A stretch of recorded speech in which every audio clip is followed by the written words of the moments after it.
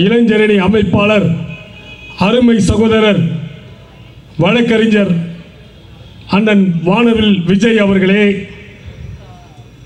வருகை தர இருக்கின்ற முன்னிலை பொறுப்பினை ஏற்றிருக்கக்கூடிய இந்து அறநிலையத்துறை அமைச்சர், சென்னை பெருநகர வளர்ச்சி குழுமத்தினுடைய தலைவரும் எங்களை வழிநடத்தி செல்லும் சென்னை கிழக்கு மாவட்ட கழகத்துடைய போர்ப்படை தளபதியுமான அருமை அண்ணன் பி.கே. சேகர்பாபு அவர்களே, வருகை தர இருக்கின்ற பிரியா ராஜன் அவர்களே, நாடாளுமன்ற உறுப்பினர் அருமை அண்ணன் தயாநிதி மாறன் அவர்களே, பேராசிரியர் வீட்டு சீதனம் பேராசிரியருடைய பேரன், வில்லிவாக்கம் தொகுதியினுடைய எவரும் சுட்டு விரல் நீட்டி குற்றம் சொல்ல முடியாத தூய்மையான மனிதருக்கு கரைப்படியாத கரத்துக்கு சொந்தக்காரருமான அருமை அண்ணன் வெற்றியழகன் எம்எல்ஏ அவர்களே, மேற்கு பகுதி கழகத்தை பொலிவோடும் பலிவோடும் வழிநடத்தி வருகின்ற ஆற்றல் மிகுந்த செயலாளர் செயல் வீரர் அருமை அண்ணன் கூப்பி ஜெயின் அவர்களே, கிழக்கு பகுதி கழகத்தை பொலிவோடும் பலிவோடும் வழிநடத்தி வருகின்ற அருமை அண்ணன் வே வாசு அவர்களே, வருகை தந்து அமர்ந்திருக்கக்கூடிய பொதுக்குழு உறுப்பினர்களே, வருகை தந்து அமர்ந்திருக்கக்கூடிய பகுதி கழகத்துடைய நிர்வாகிகளே, வட்டக்கழகத்துடைய செயலாளர்களே, அனைவருக்கும் எனது முதற்கண் மாலை வணக்கத்தினை தெரிவித்துக் கொள்கின்றேன். எல்லார் பேரும் சொல்லியிருந்தா அதுவே ஒரு 10 நிமிஷம் ஆகிடும். இன்றைக்கு நம்முடைய முதல்வர் நேற்றைக்கு திருவள்ளூரில் அண்ணன் அமைச்சர் நாசர் அவர்களுடைய ஏற்பாட்டில் மிக அற்புதமான விழாவில் இதுவரை இந்திய உபகண்டத்தில் 23,000 பொதுமக்களுக்கு திருவள்ளூர் மாவட்டத்திலே பட்டா வழங்கிய முதல் வரலாறு நம் முதல்வரை சாரும். அதே போல பல மேம்பாலங்கள், பல்வேறு பணிகள், ஏழை எளிய மக்களுக்கு தொழிலுக்காக மகளிருக்கு உதவித்தொகை, இப்படி எண்ணற்ற திட்டங்களை நேற்றைக்கு இன்றைக்கு நம்முடைய தாமோ அன்பரசன் ஏற்பாட்டத்திலே காஞ்சிபுரம் மாவட்டத்திலே அதே போல மிகப்பெரிய நிகழ்ச்சி, அதிலும் பல்வேறு அறிவிப்புகள். இன்றைக்கு மோடி பார்க்கிறார். லட்சக்கணக்கான மக்களை தினமும் கூட்டக்கூடிய சக்தி நம்முடைய தமிழக முதல்வருக்கு மட்டும்தான் உண்டு. வேற எவனாலும் தொடர் நிகழ்ச்சியை இப்படி செய்ய முடியாது.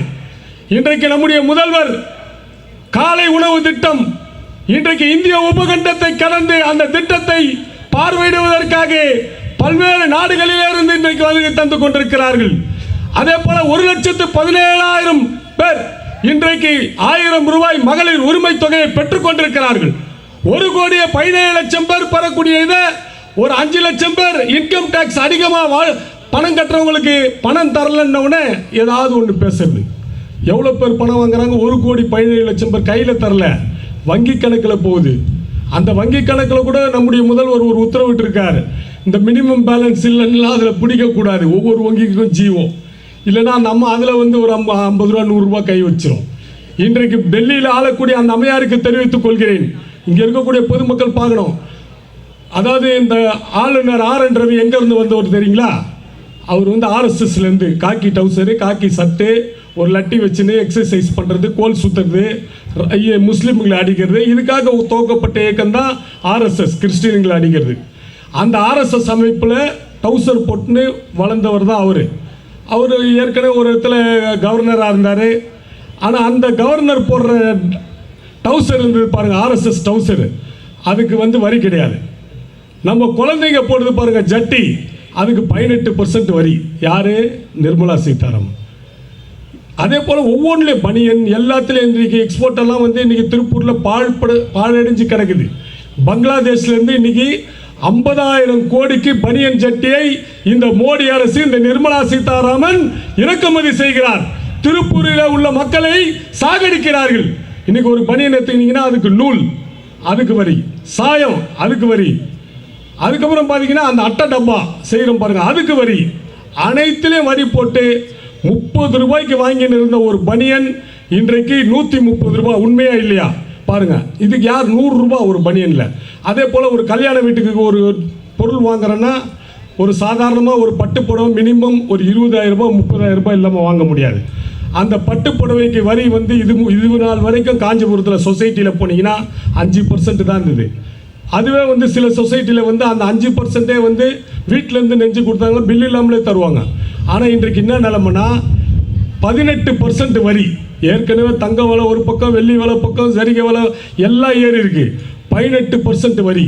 அதே போல் ஆயில், முன்னாடிலாம் நீங்கள் பார்த்தீங்கன்னா சன்லேண்டு, கோல்டு வின்னர் இதெல்லாம் வந்து 100 ரூபாய்க்கு வாங்கியிருப்பீங்க. இன்றைக்கி 155 ரூபா. உண்மையாமா 155 ரூபா எண்ணெய். இதுக்கு காரணம் என்னன்னா, முன்னாடி 5% இருந்தது எண்ணெய்க்கு வரி, இப்போ 28%. ஒரு எண்ணெய் பேக்கெட் வாங்கினா நிர்மலா சீதாராமன் 40 ரூபாய் வரி போட்டிருக்கிறார். இப்படி ஒவ்வொரு துறைகளிலும். அதே மாதிரி மோடி என்ன சொன்னார், 15 லட்சம் தருவான்னாரு. எங்கே கொடுத்தாரு? நதிகளை தேசியமயமாக்குவாரு. சொன்னா செஞ்சாரா? 2 கோடி இளைஞர்களுக்கு ஆண்டுக்கு வேலை தருவானார் இந்தியா ஃபுல்லா. இந்தான்னு கேட்டால் வேலை கொடுப்பான்னு 5 வருஷம் முன்னாடி கேட்டால் எல்லாம் பகடா வியாபாரம் பண்ணுங்கன்றாரு. இப்போ பானிபூரி வித்துன்னு இருக்கா, இன்னும் பகடாவும் சேர்த்து வியாபாரம் பண்ணுன்றாரு. இப்படிப்பட்ட பிரதமர் தான் இன்றைக்கு இங்கே இருக்கிறார். நம்முடைய முதல்வர் தினந்தோறும் ஒவ்வொரு திட்டங்களை மக்களுக்கு அறிவித்துக் கொண்டிருக்கிறார். இது இவனுங்களால சகிச்சிக்க முடியல. சட்டமன்றத்தில் இப்போ நயினார் நாகேந்திரன் சொல்லியிருக்காரு. மதியம் டிவியில் பார்த்தேன். பார்த்தீங்கன்னா தொலைக்காட்சியில் பார்த்தீங்கன்னா தாமரை மேலே இலை மலருமா? ஏண்டா டேய், தாமரையே மலராது, இலை எங்கே மலர போகுது? இலையை தான் நீங்கள் பீஸாக கிழிச்சு போட்டிங்களே. அந்த பொம்பளை ஜெயிலுக்கு போகும்போது ஒரு இலை போயிடுச்சு, தினகரன் வெளியே போகும்போது அது குக்கரில் ஆவியாக போயிடுச்சு. அட பாவீங்களா, விளங்குவீங்களா? இப்போ 4 அதிமுக, இது இலை எங்கே இருக்குது? ஒன்றும் வேலைக்காவது செல்ஃப் இருக்காது. இன்றைக்கு என்ன நிலைமைனா, மக்களிடத்திலே நன்மதிப்பை பெற்ற இந்தியாவின் ஈடு இணையற்ற தலைவர் நம் தமிழக முதல்வர் தளபதி தான். இன்னைக்கு எல்லா திட்டங்களும், ஒவ்வொரு திட்டங்களும் இந்திய உபகண்டம் திரும்பி பார்க்கிறது. தொகுதி மறுசீராய்வு, அந்த தொகுதி மறுசீராய்வை கூட 7 மாநில முதலமைச்சர்களையும் 17 கட்சிகளையும் ஒன்றிணைத்த பெருமைக்குரிய தலைவன் நம்முடைய தளபதி அவர்கள். எண்ணி பாருங்கள். இன்னைக்கு தொகுதி மறுசீரமைப்புலாம் ஒன்றும் நடக்காது. இன்னைக்கு மோடி வந்து மிரண்டு போய்கிறாரு. நம்ம தளபதியை பார்த்து, ஒவ்வொரு விஷயத்தையும் பார்த்து ரொம்ப மிரண்டு போய்கிறார். ஒன்றும் படம்லாம் ஓடாது. நயினார் நாகேந்திரன் நயினாலாம் இங்கே போட்டால் ஒன்றே ஓடாது. இதே ஒரு 2 வாரம் முன்னாடி நம்ம இங்கே பேசணும், அண்ணாமலை உன் செங்கல்லாம் காலின்னு. இன்னைக்கு அண்ணாமலை 3 நாளாக எங்கே இருக்கிறான்னு தெரியாது. முடிச்சிட்டானுங்க அவனுங்க, 7.5 பண்ணி முடிச்சிட்டானுங்க. அவ்வளோதான். பிஜேபிக்கு வேற தேசிய கட்சிலாம் அந்த ஜோரில் கத்த விடுவானுங்க, நான் இது மாதிரி கத்த வேண்டியது. அவ்வளோதான், முடிஞ்சிச்சு கதை. இன்னைக்கு இனிமேல்லாம் வந்து அவனாவது 1-2 பொய் பேசுறதுல நம்பர் 1. அதாவது இந்த நூற்றாண்டினுடைய மிகப்பெரிய பொய் பேசிய ஒரே மாநில தலைவர் யாருன்னா அண்ணாமலை தான். எல்லாம் பொய், வாயை திறந்தா பையா பொய். இனிமேல் எப்போ பேசுவ நீ? ஒன்றும் பட ஓடாது. எனவே இப்போ நம்ம மினிஸ்ட்ரு எலெக்ஷன் ஒர்க்கை ஸ்டார்ட் பண்ணி 3 மாதம் ஆயிடுச்சு. நம்ம சீஃப் மினிஸ்டர் நேற்று ஆண்டார்குப்பம் பொன்னேரியில் தொடங்கிட்டாரு. இன்றைக்கு குன்றத்தூர் நம்ம காஞ்சிபுரம் மாவட்டத்தில் தொடங்கிட்டார். நாம 3 மாசமா வேலை செஞ்சுட்டு இருக்கோம். இந்த 6 தொகுதிகளையும் நம்முடைய முத்தமிழறிஞர் டாக்டர் கலைஞரனுடைய புதல்வர் அண்ணன் தளபதி அவர்களுடைய காலடியிலே 6 தொகுதிகளிலும் டெபாசிட் ஏற்க செய்வோம். ஏன்னா நம்ம பங்காளி கட்சி ஒண்ணுமே இல்லாம போயிடுச்சு. தைரியமா களத்திலே இறங்குவோம், வெல்வோம். 200 நிச்சயம் வெல்வோம். 200 லட்சியம் 234 என்று பதிவு செய்து வாழ்க தமிழ் என்று கூறி விடைபெறுகிறேன். நன்றி, வணக்கம்.